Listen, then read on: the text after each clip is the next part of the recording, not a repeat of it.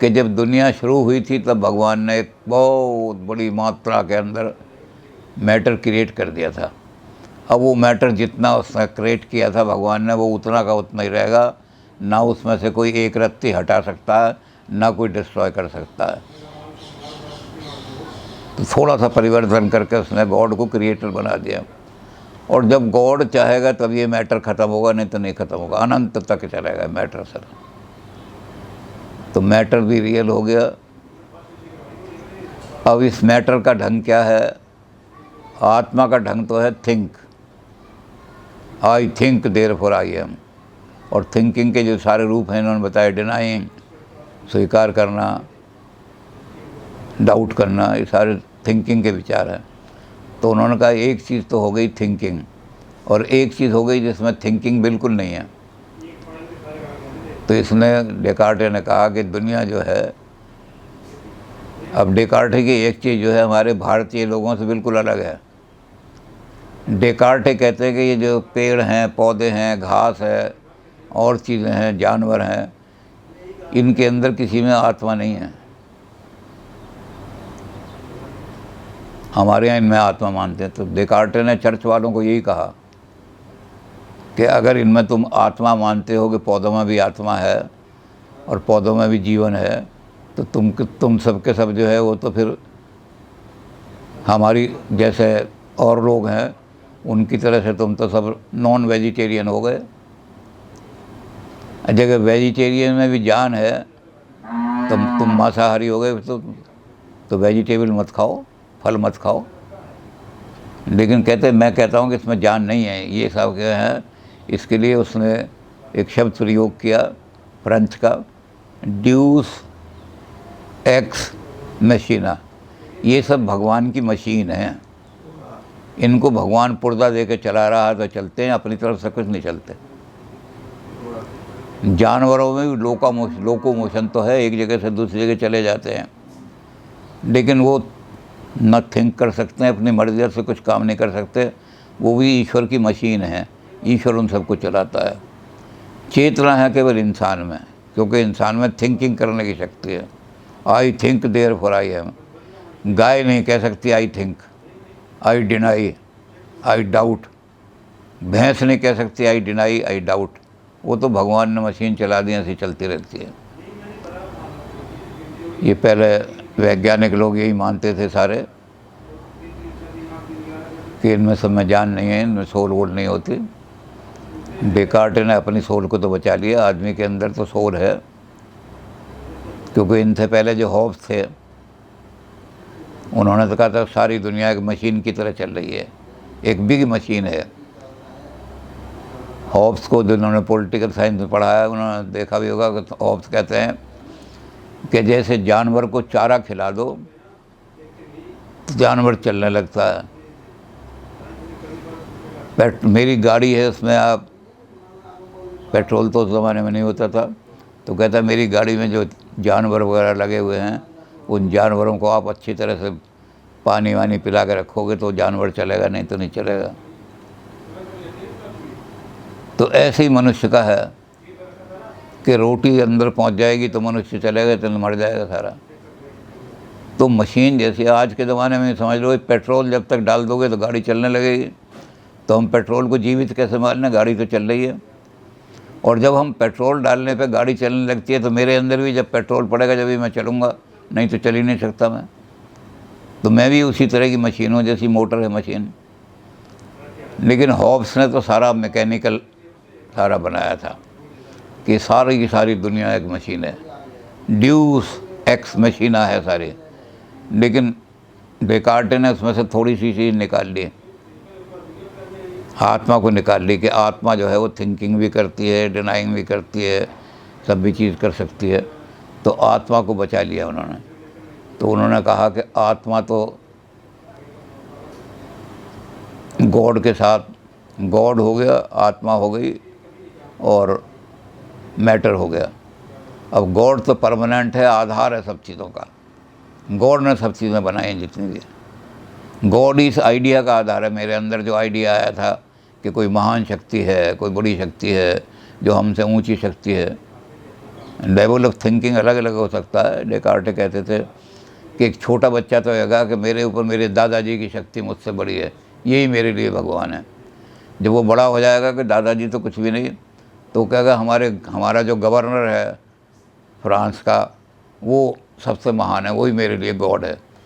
और जब वो बड़ा होगा, सोचने लगेगा, तो कहेगा कोई महान शक्ति है तो वो सारी दुनिया के ऊपर छाई हुई है, वो ईसा मसीह है। फिर और उससे कोई बड़ा वो सोचेगा कि कोई और उससे भी बड़ी शक्ति है। तो ये लेवल तो हमारा थिंकिंग का, लेकिन ये सबके मन में आती है कि कोई बड़ी चीज़ है। तो इसलिए गॉड तो सबका आधार है, इसलिए उन्होंने गॉड को कहा सब्सटेंस। सब्सटेंस वो होता है जो अपने अस्तित्व के लिए किसी पर निर्भर ना हो, और जितनी भी दुनिया की चीज़ें हैं उनको अपने अंदर गुण के रूप में ले लें। लेकिन डेकार्टे कहते हैं ईश्वर जो है उसके अंदर दो, निर्गुण तो है वो, लेकिन उसके अंदर दो एट्रीब्यूट हैं उसके, जिनके द्वारा उसे जाना जा सकता है ईश्वर को। वो कौन कौन से हैं? एक है थॉट और एक है एक्सटेंशन। मैटर है और एक माइंड है। माइंड का गुण क्या है? थिंकिंग। आइडिया में से आइडिया ही निकल सकते हैं, आइडिया में से मैटर नहीं निकल सकता। एक आदमी ने आगे चल के, जब आप देखेंगे रैशनलिस्ट पे, हेगल वगैरह पे ऑब्जेक्शन किए, तो उसने यही ऑब्जेक्शन किया, ख़ास तौर से व्हाइटहेड ने किया, कि एक दिन सर पीटता हुआ व्हाइटहेड रोता हुआ बाहर आया, ओ ओ बचाओ। कहने लगे क्या हो गया? व्हाइटहेड बहुत बड़ा साइंटिस्ट था। कहने लगे मैं आइडियलिस्ट बन गया। उन्होंने कहा क्या हुआ?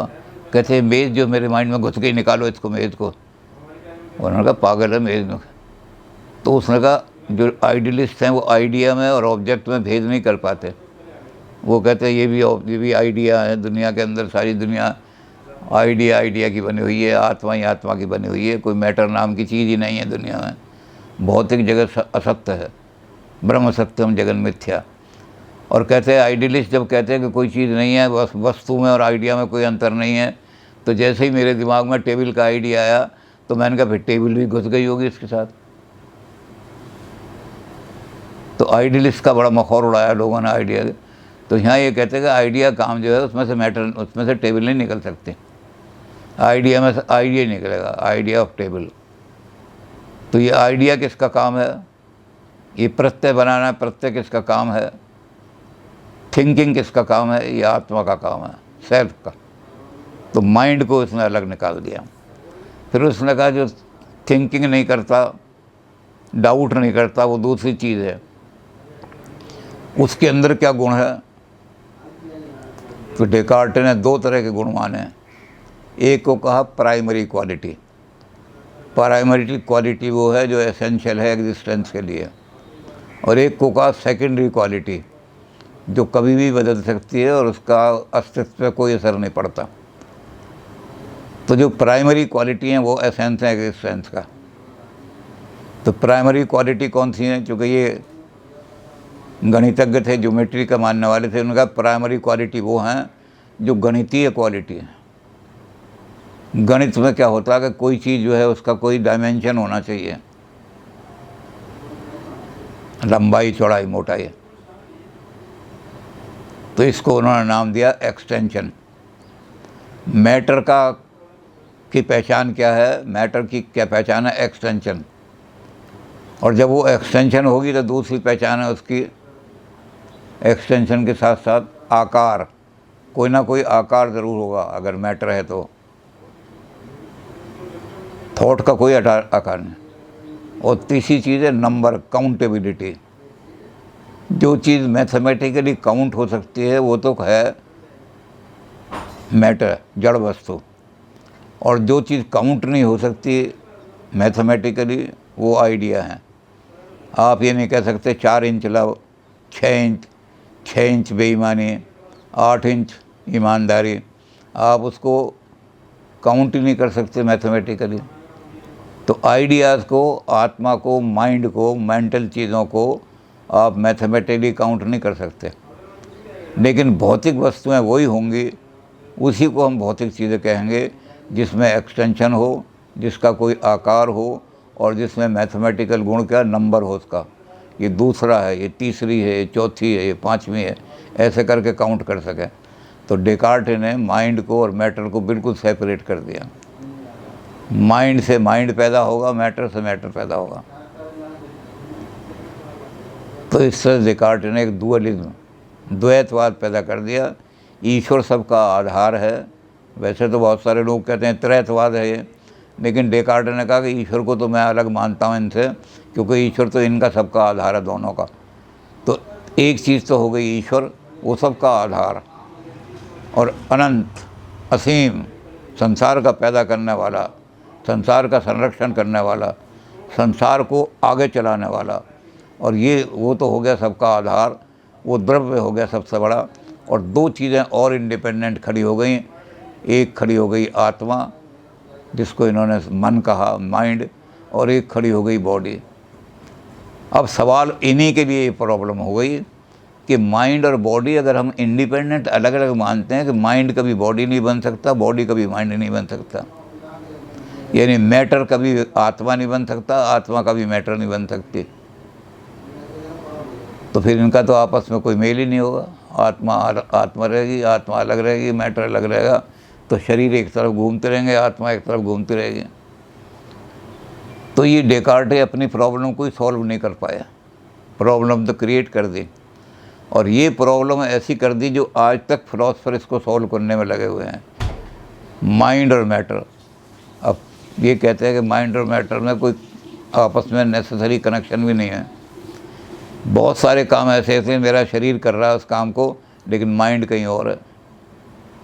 मैं यहाँ क्लास में बैठा हुआ हूँ और क्लास में बैठे बैठे मैं फिलॉसफी पढ़ रहा हूँ, लेकिन माइंड मेरा जो है कि सिनेमा की फ़लाँ चीज़ में हीरोइन फ़लाँ चीज़ थी, वहाँ जा रहा है। तो माइंड अलग वर्क कर रहा है, शरीर अलग कर रहा है। लेकिन माइंड और शरीर इंटरेक्ट भी करते रहते हैं एक दूसरे को।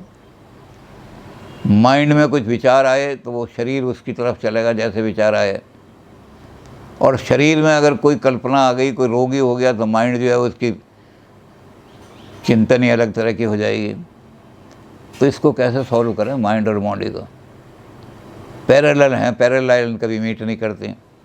तो पैरेललिज्म जो है इन्होंने पैदा कर दिया उसमें।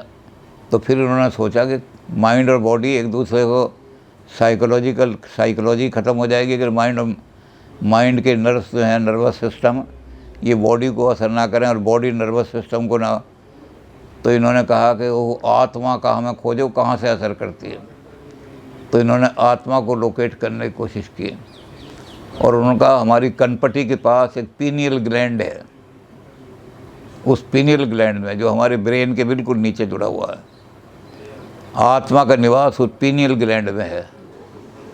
जब शरीर कोई हरकत करता है, हिलता जुलता है, तो जब तक वो पीनियल ग्लैंड को इफेक्ट नहीं करती तब तक माइंड में कोई असर नहीं पड़ेगा। समाधि में बैठे रहते हैं बहुत सारे आदमी, और जब वो शरीर की बॉडी पीनियल ग्लैंड के पास जाएगी तो आत्मा एकदम उसको ग्रहण करेगी, और सारी जितने शरीर के अंदर है नर्वस सिस्टम, उनके ज़रिए से ऑर्डर कर देगी, बिजली की तरह से एकदम ऑर्डर हो जाएगी कि शरीर को डर दिखाई दे रहा है शेर से, और शरीर ने एकदम कोशिश की है, तो आत्मा के पास जैसे ही पहुंचेगा, आत्मा के पैरों को हुक्म देगी भागो, तो पैर भाग रहे हैं।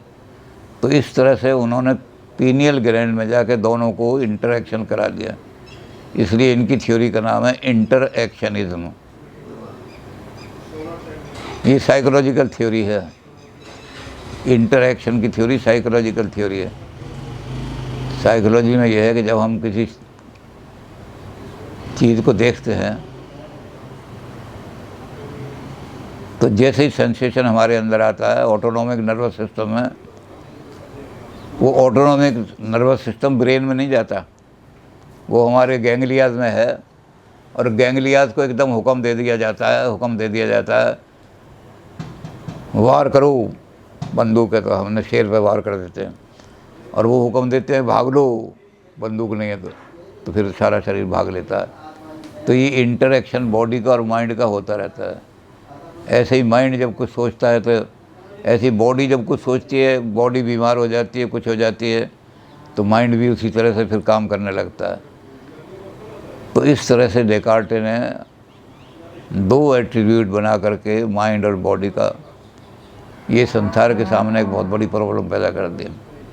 माइंड बॉडी रिलेशनशिप की प्रॉब्लम ऐसी है जो अभी तक साइकोलॉजी सुलझा नहीं पा रही। क्या माइंड मेंटल क्रियाएं बॉडी पर निर्भर करती हैं या बॉडी की क्रियाएं माइंड पर निर्भर करती हैं?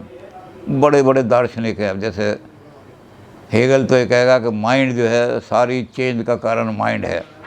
पहले कोई आइडिया मेरे माइंड में आएगा, मेरे माइंड में आइडिया आया कि डिक्टेटरशिप ख़त्म होनी चाहिए, तो अगले दिन मैं फिर करूँगा काम डेमोक्रेसी लाने के।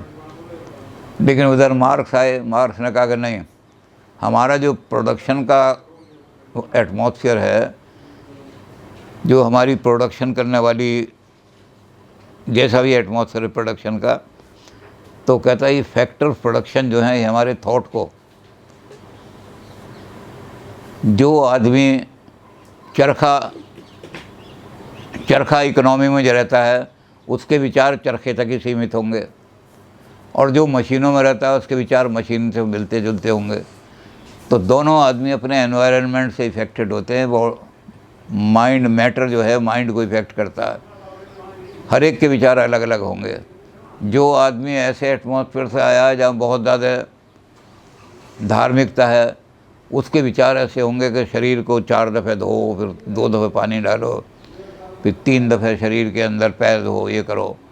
तो उसके सारे, और उन आइडिया को जस्टिफाई करने के लिए पूरा सिस्टम खड़ा कर देगा। उसको कहते हैं कर्म कांड। लेकिन मार्क्स कहेगा कि आइडिया जो हैं ये सारे हमारे एनवायरनमेंट की प्रोडक्ट हैं, कोई आइडिया नहीं होता चीज़। तो ये माइंड एंड बॉडी की प्रॉब्लम डेकार्टे ने ऐसी कर दी जो आज तक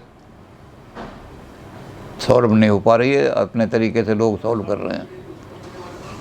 डेकार्टे ने ये भी कह करके कि ड्यूस एक्स मैचिना, मैकेनिकल एक्सप्लेनेशन दे दिया। सारे जितना भी मटेरियल वर्ल्ड है ये सब मैकेनिकल मशीन की तरह चल रही है, इसको आप नहीं बदल सकते। ईश्वर ने जो कि ये पुर्जा यहाँ से चलेगा, ये पुर्जा यहाँ से चलेगा, मानसून बंगाल से उठेगा और फला चीज़ वहाँ से उठेगी, ये जो ईश्वर ने मशीन में पुर्जा दे दिया है, इस पुर्जे को आप बदल नहीं सकते।